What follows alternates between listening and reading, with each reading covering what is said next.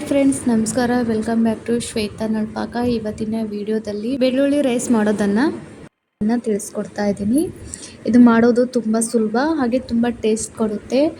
ನೀವು ಹೇಗೆ ಪಲಾವ್, ಚಿತ್ರಾನ್ನ, ಪುಳಿಯೋಗರೆ ಮಾಡ್ಕೊಳ್ತೀರಾ ನೋಡಿ, ಅದೇ ರೀತಿಯಾಗಿ ಇದನ್ನು ಕೂಡ ಮಾಡ್ಕೋಬೋದು. ಆದರೆ ಸ್ವಲ್ಪ ಡಿಫ್ರೆಂಟಾಗಿ ಇದನ್ನು ಮಾಡ್ಬೋದು.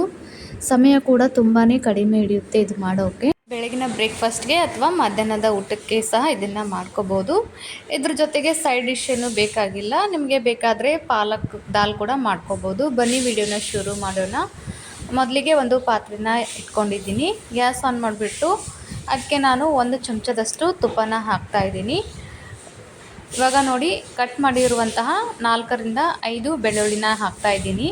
ನಾನಿಲ್ಲಿ ಯಾಕೆ ತುಪ್ಪದಲ್ಲಿ ಬೆಳ್ಳುಳ್ಳಿನ ಫ್ರೈ ಮಾಡ್ಕೋತಾ ಇದ್ದೀನಿ ಅಂದರೆ, ತುಪ್ಪದಲ್ಲಿ ಬೆಳ್ಳುಳ್ಳಿನ ಫ್ರೈ ಮಾಡಿಕೊಂಡ್ರೆ ಬೆಳ್ಳುಳ್ಳಿ ವಾಸನೆ ಬರೋದಿಲ್ಲ. ಹಾಗಾಗಿ ಮೊದಲಿಗೆ ತುಪ್ಪದಲ್ಲಿ ಬೆಳ್ಳುಳ್ಳಿನ ನಾನು ಫ್ರೈ ಮಾಡ್ಕೊಳ್ತಾ ಇದ್ದೀನಿ. ಸ್ವಲ್ಪ ಫ್ರೈ ಮಾಡಿಕೊಂಡ್ರೆ ಸಾಕಾಗುತ್ತೆ.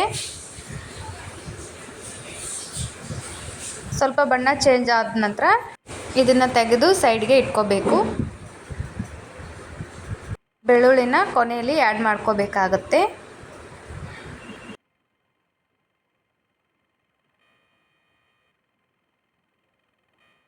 ಇವಾಗ ನೋಡ್ಬೋದು, ಅದೇ ಪಾತ್ರೆಗೆ ಸ್ವಲ್ಪ ಕಡಲೆಬೇಳೆ, ಉದ್ದಿನಬೇಳೆನ ಹಾಕಿ ಚೆನ್ನಾಗಿ ಫ್ರೈ ಮಾಡ್ಕೋಬೇಕು. ಇದನ್ನು 1 ನಿಮಿಷಗಳ ಕಾಲ ಚೆನ್ನಾಗಿ ಫ್ರೈ ಮಾಡ್ಕೋಬೇಕಾಗತ್ತೆ. ತಿನ್ನುವಾಗ ಬಾಯಲ್ಲಿ ಬರ್ತಾಯಿದ್ರೆ ತುಂಬ ಟೇಸ್ಟ್ ಕೊಡುತ್ತೆ. ಹಾಗಾಗಿ ಇವಾಗ ನೋಡಿ, 1 ಚಮಚದಷ್ಟು ಜೀರಿಗೆ, ಹಾಗೆ ಅರ್ಧ ಚಮಚದಷ್ಟು ನಾನು ಇಲ್ಲಿ ಸಾಸಿವೆನ ಹಾಕ್ತಾಯಿದ್ದೀನಿ.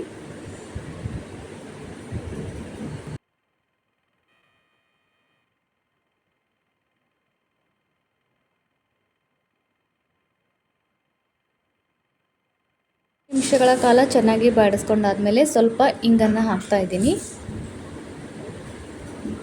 ಚೆನ್ನಾಗಿ ಮಿಕ್ಸ್ ಕೊಡಬೇಕು. ನಂತರ ಇದಕ್ಕೆ 2 ಚಮಚದಷ್ಟು ಕರಿಬೇವು, ಹಾಗೆ ಕೆಂಪು ಮೆಣಸಿನ್ಕಾಯಿ, 2 ರಿಂದ 3 ಹಸಿರು ಮೆಣಸಿನ್ಕಾಯಿನ ಹಾಕಿ ಇನ್ನೂ ಸ್ವಲ್ಪ ಮಿಕ್ಸ್ ಮಾಡ್ಕೋಬೇಕಾಗತ್ತೆ. ಒಂದು 20 ಸೆಕೆಂಡ್ ಇದನ್ನು ಮಿಕ್ಸ್ ಮಾಡ್ಕೊಂಡಾದ್ಮೇಲೆ ಇದಕ್ಕೆ 1 ಈರುಳ್ಳಿನ ಹಾಕ್ತಾಯಿದ್ದೀನಿ. ಈ ಟೈಮಲ್ಲಿ ಸ್ವಲ್ಪ ಎಣ್ಣೆ ಬೇಕಿದ್ದರೆ ಹಾಕ್ಕೊಳ್ಳಿ. ನಾನು ಸ್ವಲ್ಪ ಎಣ್ಣೆನ ಹಾಕಿದ್ದೀನಿ. ಇದನ್ನು ಚೆನ್ನಾಗಿ ಫ್ರೈ ಮಾಡ್ಕೊಂಡಾದ್ಮೇಲೆ ರುಚಿಗೆ ತಕ್ಕಷ್ಟು ಉಪ್ಪನ್ನು ಹಾಕ್ತಾಯಿದ್ದೀನಿ.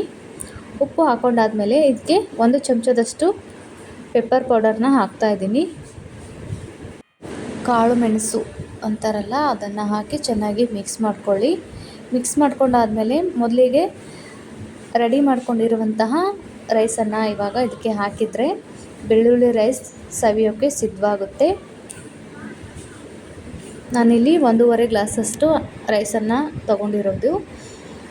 ಇವಾಗ ನೋಡಿ, ಮೊದಲೇ ಫ್ರೈ ಮಾಡ್ಕೊಂಡಿರುವಂಥ ಬೆಳ್ಳುಳ್ಳಿ ಹಾಗೆ ಸ್ವಲ್ಪ ಕೊತ್ತಂಬರಿನ ಹಾಕಿ ಒಂದು ಮಿಕ್ಸ್ ಕೊಡಿ ಸಾಕು. ಬಿಸಿ ಬಿಸಿಯಾದ ರುಚಿಯಾದ ಬೆಳ್ಳುಳ್ಳಿ ರೈಸ್ ತಿನ್ನೋಕ್ಕೆ ಇವಾಗ ಸಿದ್ಧವಾಗಿದೆ. ಈ ರೆಸಿಪಿ ನಿಮಗೆ ಇಷ್ಟವಾಗಿದೆ ಅಂತ ಭಾವಿಸ್ತೀನಿ. ಇಷ್ಟವಾದರೆ ಪ್ಲೀಸ್ ಒಂದು ಲೈಕ್ ಮಾಡಿ. ಹಾಗೆ ಯಾರೆಲ್ಲ ಚಾನಲ್ಗೆ ಹೊಸದಾಗಿ ನೋಡ್ತಾ ಇದ್ದೀರಾ, ದಯವಿಟ್ಟು ಸಬ್ಸ್ಕ್ರೈಬ್ ಮಾಡ್ಕೊಳ್ಳಿ, ಹಾಗೆ ಶೇರ್ ಕೂಡ ಮಾಡಿ. ವಿಡಿಯೋ ನೋಡೋದಕ್ಕಾಗಿ ಎಲ್ಲರಿಗೂ ಧನ್ಯವಾದಗಳು.